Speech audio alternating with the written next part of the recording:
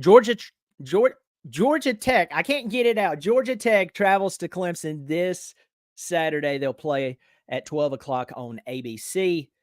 And I'm going to dive into that in just a second. Hey, welcome to the Clemson Football Live channel, Clemson Football Live. I'm Brian. Thank you for joining me. I just recently renamed the channel from Not Bobby Durkins because, well, some people just absolutely didn't know who Bobby Durkins is. Welcome to the channel. I actually did this video, recorded this video just a moment ago, and I had to, basically I'm having to redo it. So I just put it that way. Let's dive right into the Georgia Tech Yellow Jackets and Clemson Tigers coming up this week. By the way, subscribe, hit the thumbs up. It's all free. So anyway, Georgia Tech and Clemson has had an interesting history over the past, well, a long time. Georgia Tech, I think they own the series, but recently Clemson has owned Georgia Tech. Now, another side note, Dabos Sweeny's very first game as interim head coach was in 2008. His very first game, the Georgia Tech Yellow Jackets. Georgia Tech beat them that day 21-17. It was the only time since Dabos Sweeny has been the head coach that Georgia Tech has beat Clemson in Death Valley. Yeah, way back then. Now, Georgia Tech has beat Clemson a few times since then, but the Tigers has owned this this matchup recently. So let's talk about Georgia Tech. Now, if you're a Clemson fan like myself, you know that Georgia Tech has not been that good since the Paul Johnson days. Paul Johnson was running the World War II 1940s triple option style of play. He did have some success, but then eventually just the game got away from him. The game got away from him. More and more teams, especially in the high school world, started running the new spread offenses, the spread option runs, the quick sweeps, and then you have the air raid and all that. So it kind of got away from him, right? So Jeff Collins comes in, replaces him. No matter your feelings on Jeff Collins, I know very little about him, but I've heard criticism. I will ask you this. Would you really want to have to come in and change that offense? The answer is no, because you're going to have to spend a lot of time fixing personnel issues. So we'll leave that where it's at.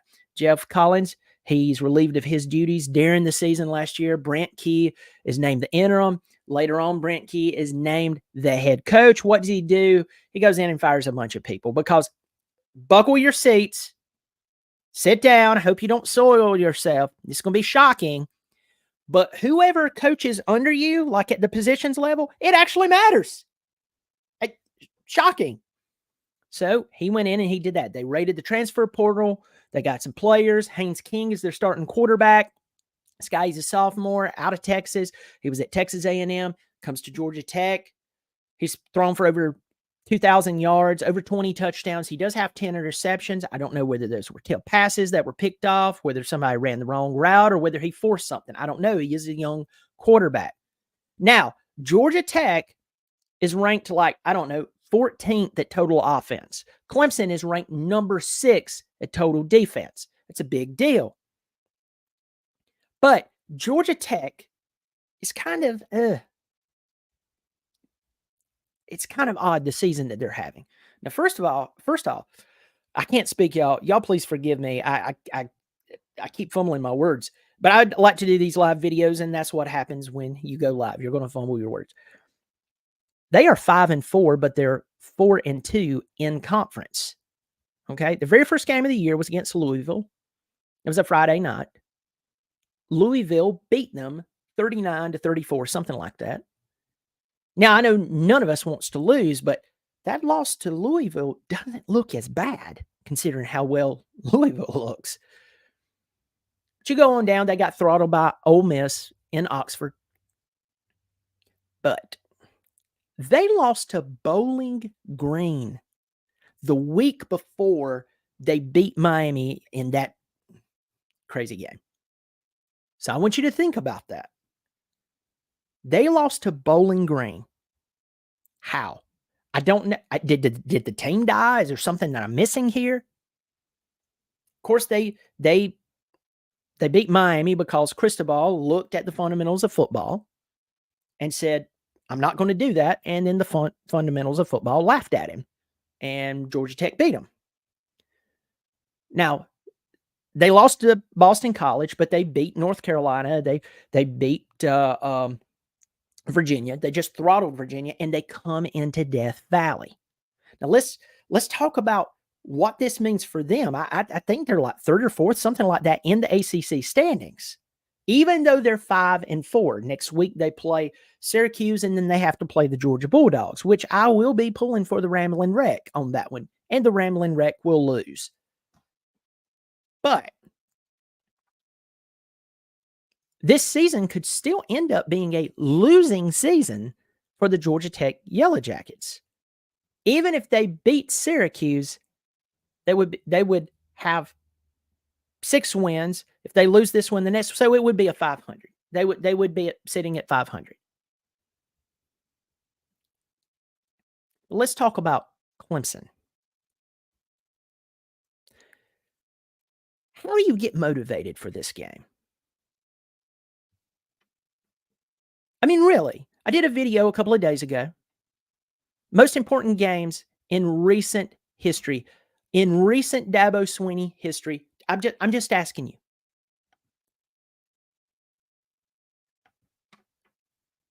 Can you think of more important games, given what's going on, what has went on, given what happened last week? I can't. I'm really coming up empty here. I think they are, because Georgia Tech is not Notre Dame. Notre Dame, they came into Death Valley last week during a really crazy time for Clemson. We know that Clemson just lost 2 games in a row. They haven't done that in forever. The crazy call-in on the Monday night Dabos Sweeny show. You know, I know it's shocking that a public line that someone might call in and right, wrong, or kind of both, tell you that you're doing a bad job. And then it turns into a national story. We also found out that Dabos Sweeny wanted to be married and have children, and he did that. I'm sorry, that whole thing turned really weird too. It went from like defending himself to like really weird. What would have made it really funny? Y'all just stick with me for a second. What would have been really funny is he was like, and I like fuzzy slippers. And if you don't like that, you go jump off a bridge. Anyway, it was funny. It was annoying, but it was funny. But Notre Dame, they come in, they're beating the crap out of everybody. They still have a lot to play for. They come to Death Valley when fans are arguing and coaches mad at fans, and, you know, spends more time taking up for his decisions and telling the fans that they're wrong. And you beat Notre Dame.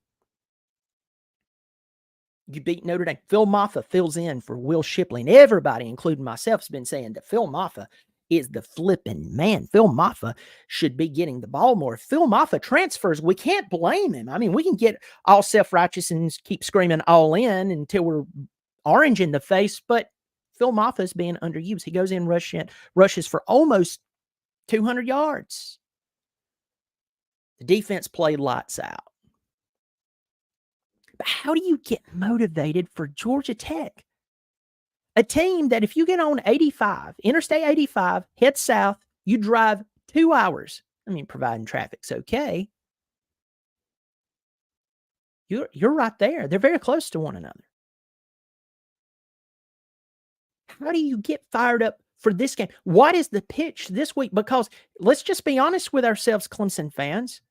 Just because Clemson beat Notre Dame, and I'm thankful for it, and I enjoyed the game, and I hope that things are turned around, does not fix that Cade threw for only 109 yards. It doesn't fix that on the offensive side of the ball, you have a bunch of coaches that a few of them, they've never even coached before.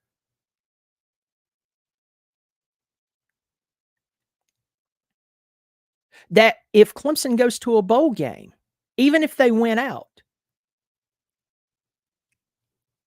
compared to best is the standard that we were given,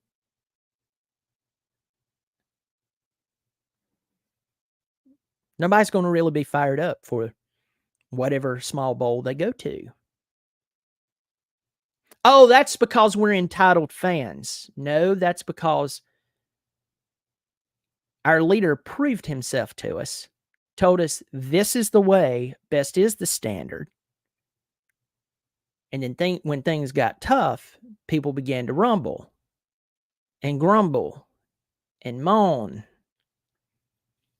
And then one of them, whether you like his technique or tactic or tone or whatever, actually said to the leader what a lot of people on Clemson sports forums and comment sections were actually saying.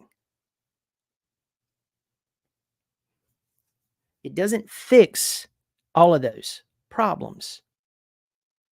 I'm concerned about this Georgia Tech game because of that. Now it comes out that Will Shipley will probably play this Saturday. I don't want anyone to be hurt. Will Shipley's done some great things at Clemson. Phil Mafa has had to stand and watch him do that. This past week, would the game have turned out the way that it turned out had Mafa been on the sidelines?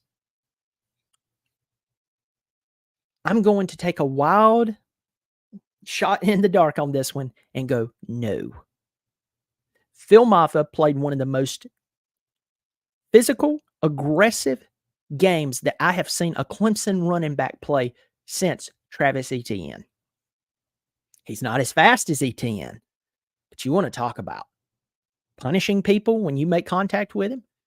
You're talking about being patient and looking for the opening in the offensive line and then hitting the hole. He did it.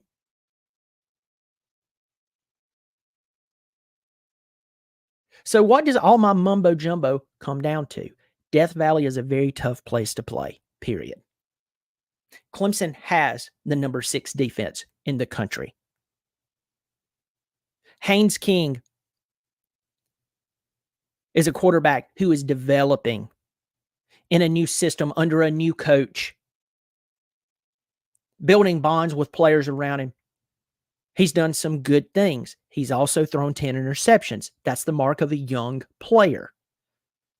I'm not downing the guy, but I'm saying this is the season. This is where he's at. And Saturday, he will have to play against Clemson's defense, who right now is tasting blood. Sam Hartman, a guy who's been in college football for the past 15 years, couldn't get his wits about him. Yes, he was hobbling. Yes, blah, blah, blah. Clemson also had a lot of freshmen on the field as well at times, as we were missing players on the defense. So I imagine this is going to be tough for Haynes King. Their running back has rushed for 664 yards and 6 touchdowns. He's averaging 5.8 per carry. He's out of Loganville, Georgia, sophomore Jamal Haynes.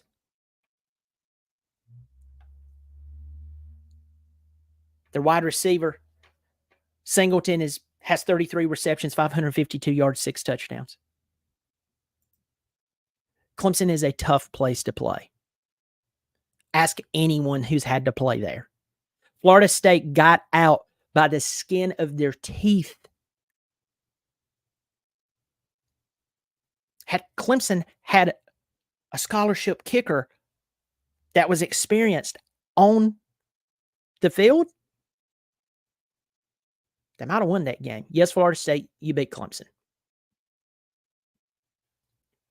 Folks, I'm going to give you my prediction. I'm going to give you 2 predictions.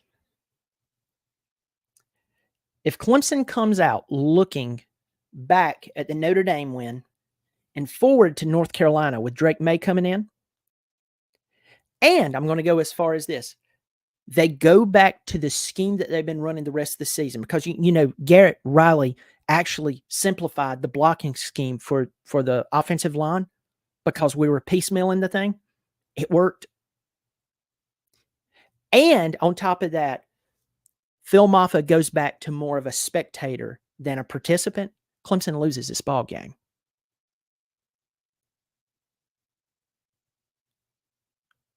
But I believe the Tigers take care of business.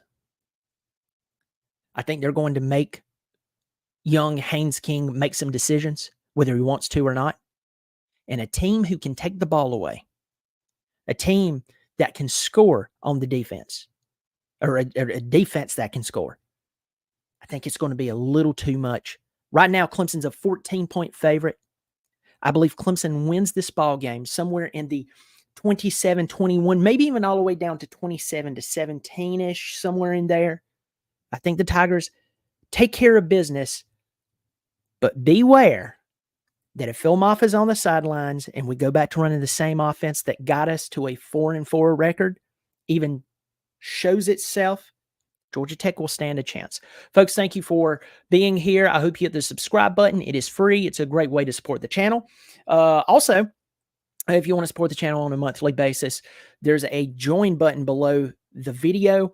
You can click on that. It's so flipping cheap. You won't even notice it. Also, I want to say hello to some of my sponsors, 4puttcarts.com. They are a beverage cart service, a beverage and snack cart service for golf courses and special events. So reach out to them. If you have a birthday party coming up, or if you're a golf course who has a tournament coming up, you need the very best people on your tournaments. And because bad publicity is not good publicity. You don't want that. You need to get them out there and tell them you heard about them from me. Also, the Sawmill Shop. Sawmill Shop, I've been talking about this, and I've got to get back with Eric. We've been giving away some of these. So hit up the sawmillshop.com and let them know that you heard about them from me. Folks, I hope our Tigers has turned the corner. We will see this Saturday, 12 o'clock, ABC, Georgia Tech at Clemson. As always, go Tigers.